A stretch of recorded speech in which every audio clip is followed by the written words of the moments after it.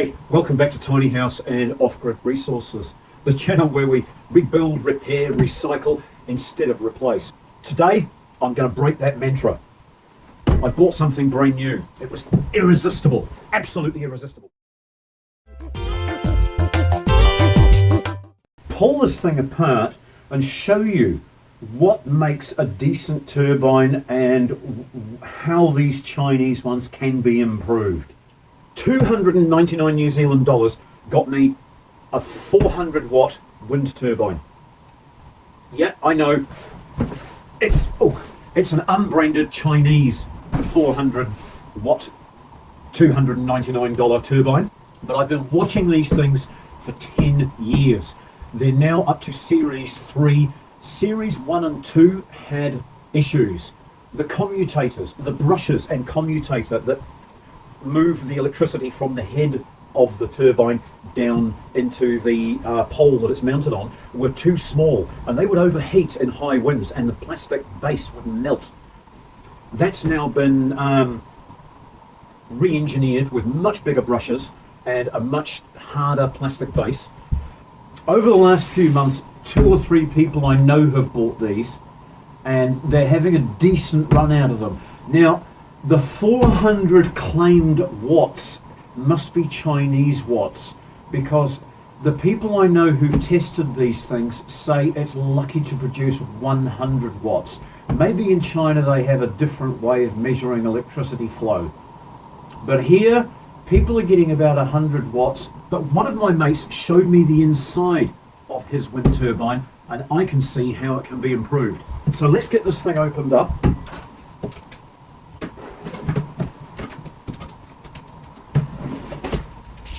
I'll show you just what you get for 299 New Zealand dollars. The instructions, right, I've already seen the instructions in my mate's one. I know that it's really hard to comprehend, and if you've got a bit of nous, you really don't need them. All they will do is confuse you. It's pure Chinglish. This is just a visual of how the thing is put together.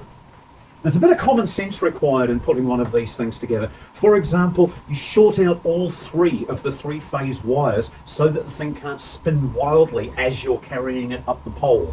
And then you unshort those wires later and it will start to turn. This is the 5-bladed version, which is better for low wind situations. Perfect for what I've got here, because I've got buildings and trees around here and my pole is only 7 meters tall. I presume that these are glass fiber reinforced plastic. I know that they're available should you ever break one. They're not adjustable. My turbine that's out there, which I'll show you later, when I built that, I built it with every way of adjusting it that I could possibly think of so that I could play with it to find out what works best in this situation here. Moving the blades out of the way. In here we've got the device itself.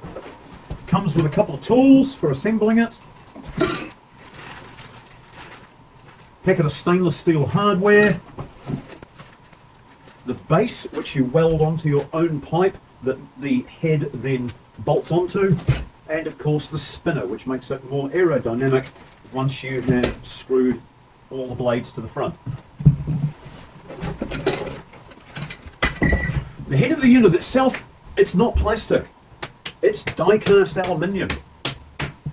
Good quality, well made, but I've been told that they won't handle 5 years of coastal weather.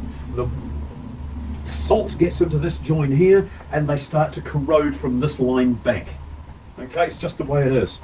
On the front here, we've got a nice die-cast propeller hub dedicated to 5 blades. Some I've seen are multi-fit, so you can fit 3 blades or 5 blades depending on the type of wind that you have. If you've got higher, more constant winds, it goes well with a 3-blade. For example, on a boat where you've got a flat approach from all directions and the wind quite often is fair howling.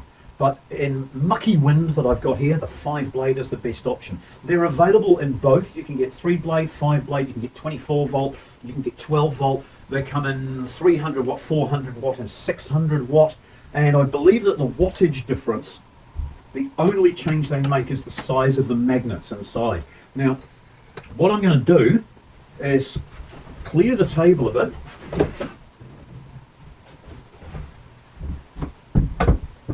And I'm actually going to pull this thing apart and show you what makes a decent turbine and how these Chinese ones can be improved. In this box here, and we'll see that we've got 3 corresponding wires that need to be connected. They can be connected in any order. Each of these 3 phases is the same. Doesn't matter which one of these wires you connect them to, but these 2 wires are polarity dependent. These are your 12 volt negative and positive wires. This one appears to be a self-sensing 12 or 24 volt. Just as a wee teaser, something else that I'm going to be connecting to this thing is my homemade capacitor bank. In here I've got 60 supercapacitors wired together to form a brick of high amperage 14.4 volts current. This is going to be connected to my batteries, and it will take out the surges. It will take out the high points of loading whenever the washing machine starts or the fridge comes on. This will absorb the surges and will make the batteries last an awful lot longer because they're not being drawn on so viciously. Once again, eBay components in here. There's a separate video that shows how I made this. And this, combined with my 500 watt solar up on the roof, is going to be part of my ongoing, ever-changing solar system that I have around here. Okay, just putting this aside for a moment, I'll take the hub off. One of the things you must do when you assemble a wind turbine is measure between the apex of each blade and make sure that the blades are all spaced accordingly. One of the first things you have to do when you purchase a wind turbine is to make sure that your blades are balanced. Now, you can do that in 2 ways. You can remove weight from the blades to make them all within 1 gram of each other, or you can add weight to the blades to make them within 1 gram of each other. Adding weight out here at the apex will have most effect on the blade, but of course finding a way to add weight to the outside edge and keep the thing aerodynamic and also keep it there, because the tip speed in high wind can be extremely high, up to 80 meters a second. That's the same speed as an angle grinder wheel. So adding weight down at the hub, although the weight will have to be bigger, it will be a safer place to put it. You can add weight or you can remove weight. Later on, I'll be weighing these blades to see just what the differences are between each. They may not even need to be touched. The second thing you can do is check the blades for any mold flashings. When they come out of the mold, you may find slightly burred edges that may need some attention with sandpaper. I'll be checking for all that in due course, but what I really want to do now is get into the inside of this thing and see what I've got. Now, these aren't going to let me in. These are solely for the mounting of the device. They won't let me into these 5mm Allen headed cap screws here. So here's a 5mm Allen key. Let's get into this.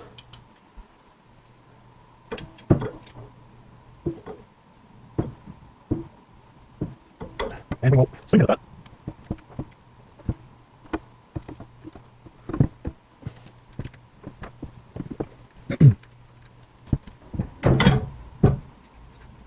Nice to see that everything's stainless steel. Earlier models had 2 single row bearings, but I believe this later model now has a double row roller bearing.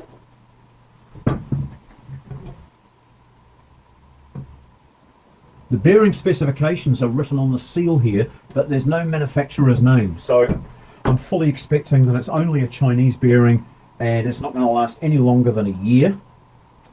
But I've got a really nice raising and lowering system on my wind turbine pole So I'll be able to drop this down very easily by myself at any stage and do any maintenance that needs doing. The wind turbine that's up the pole currently was homemade by me from plastic sewer pipe for the body and also the blades.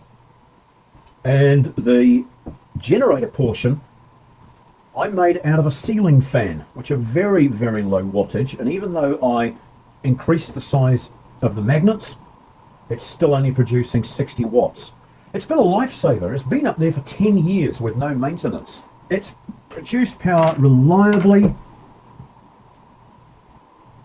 albeit only a very small amount. It's been great just for topping up the batteries on days like today when it's pissing with rain, and has been for the last 2 days, and we've had no sunshine of any consequence.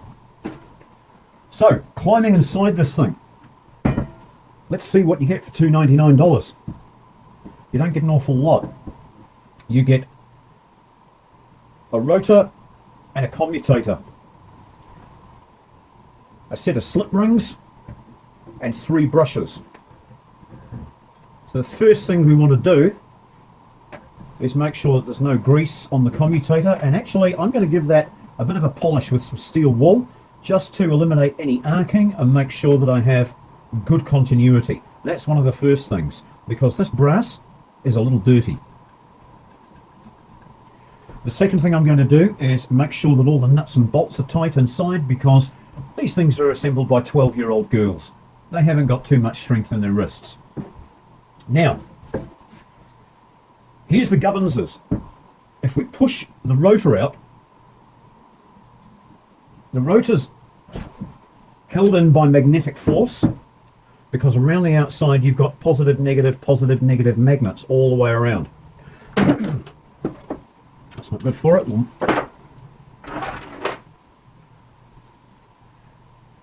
Now the magnets on this particular 400 watt model are quite a bit smaller than the 600 watt model. The 600 watt model has thicker magnets because they're because they're swaged in and clamped by using force. It's impractical to remove them from the rotor. So what I'm going to do is get online and find some suitable magnets that can be added in and glued on to these faces here, possibly to both sides, depending on how much clearance I've got. I'll do it in 2 stages. I'll glue them to one side first, see how that improves the performance, and then I'll bring the tower down again and add more magnets to the other side and see if the performance is improved yet again, or whether I actually start to create an overheating problem. I don't I'm trying to avoid an overheating problem because of the plastic brush holder for the commutator. We don't want to put too much heat through that.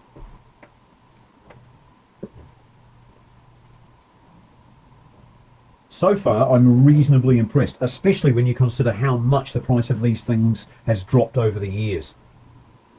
Now remember what I said earlier on about putting them in coastal weather.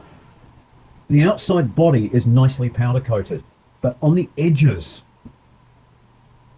here and here, is where the powder coating is always thin. On any item that you buy from China, if you find it's powder coated, you'll find that on the edges here, the powder coating is always very thin, and that is where you will start to lose the powder coating in the years to come.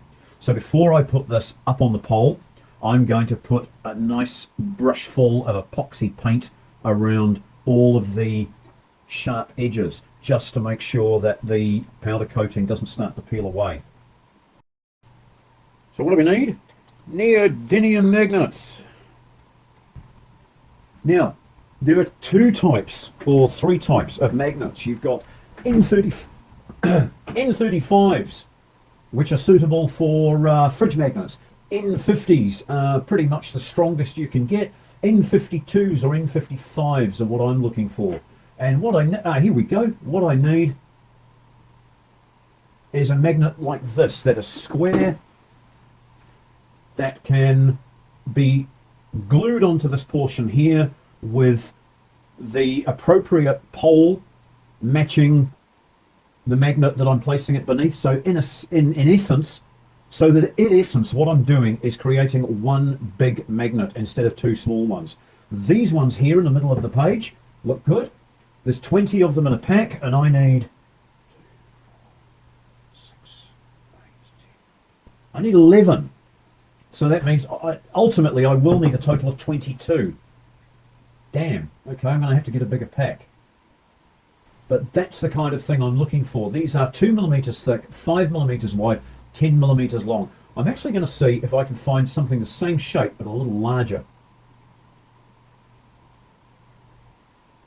They're the same shape, same size. Right, here's a guy with a multiple listing. I'll click on that. And what you do with these multiple listings is... Right, so I've gone through eBay. I've selected the magnets that I want. The ones I've selected are 18 millimeters long. Sorry, the ones that I've selected are 30 millimeters long, 18 millimeters wide, and 4 millimeters thick. They'll be arriving in a week or so, and I'm going to glue those to the outside of the rotor, and because there are no clearance issues here, and that's going to vastly improve the magnetic field and help to create more electricity, but also more heat. That's why I'm not going the whole hog and doing it on both sides. You need to have a look and see how much clearance I've got behind here. I've got ample clearance behind also to fit 4 millimeter magnets. So if I do this in 2 stages, I'll be able to see what the results are, and I'm not going to have any clearance problems with the 2 stages of modification that I'm going to be doing. But right now, I'm going to put this back together, get it up on the stick, and see how it goes in its standard form at my location. There's an O-ring here for sealing. We want to make sure that that O-ring goes back on here and doesn't get pinched anywhere, otherwise we're going to have waterproofing issues. And I notice that there is no drain hole in this, so any water that gets in here stays in here. And that includes moisture. You've got to remember that it's going to be warmer in here than it will be in the outside atmosphere, so any moisture is going to cause condensation, and condensation will create corrosion. So don't open this up outside and allow moisture in on a wet day. Always open your turbine indoors in a dry environment and close it up again while you're still inside. I'm going to pull these wires around so that they can't get tangled in any of the goings on inside. Make sure that they're not hanging loose. And we'll get these screws back in. Whenever you're putting anything together that's got more than one screw holding it, make sure that you get each screw started before you tighten any one of the screws up. Tighten them down evenly, and that'll ensure that you've got no distortion in the item that you're fitting. And this is important when it's something as complex as a car's cylinder head, or even right down to the back of a stove or the back of a washing machine. There's nothing more frustrating than getting 1 or 2 of the screws completely done up and then finding that you can't get the remaining screws in because you've got a slight misalignment problem. So bring down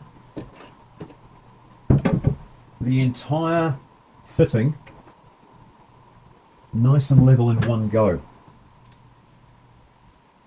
One comment I've heard about these cheap Chinese turbines is that because the actual output is not the rated output, you're better off buying solar panels on a dollar for dollar basis. Well, that's assuming that you've got sun 365 days of the year. Where I live, in the winter, we have 3 pretty awful months, and I've proved that even a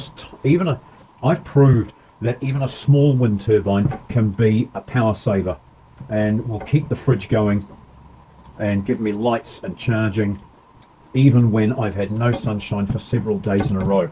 So I'm a big fan of low powered wind turbines. I don't need much in my application, and it's a low-cost alternative.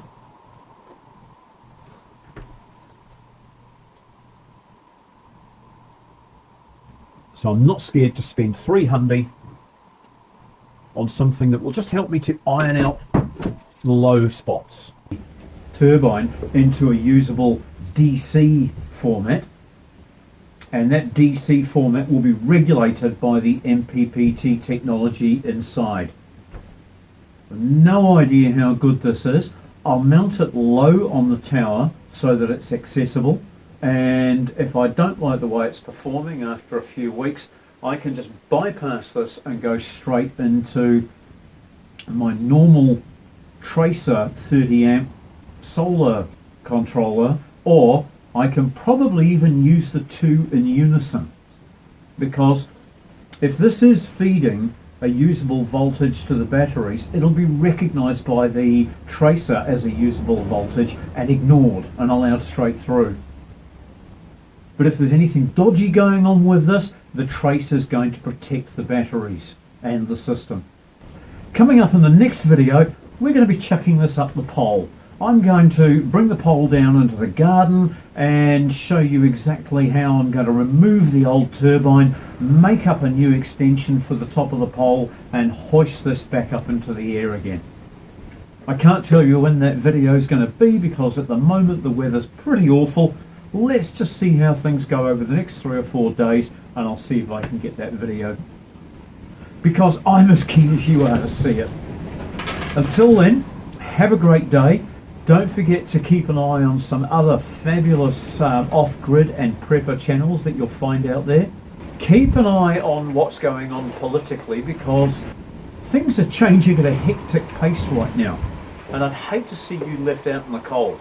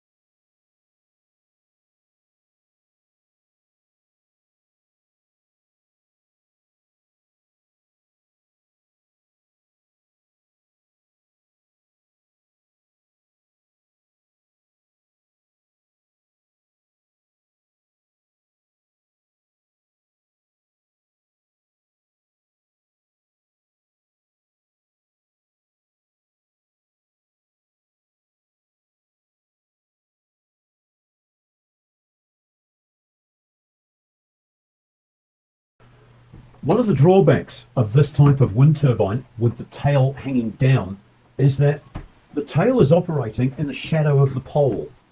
Now, if you use a large diameter pole, it will create eddy currents around the pole, which will mean that the tail is constantly working from side to side, looking for clean air. It's being buffeted by the turbulence from the pole. So one of the best things that you can do is not to use a large 4-inch diameter pole.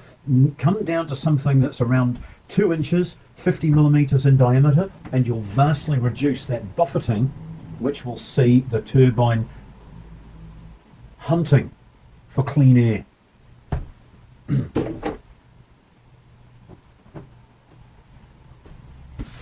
Wind turbine generators generate in AC current. The coils are grouped into 3 groups, and each output needs to be connected to a rectifier. There's a rectifier included in the kit. It protects the turbine from overspeeding. It controls the rate of charge that's coming out, and it also rectifies the charge that's coming out from AC into DC so that your batteries will accept it.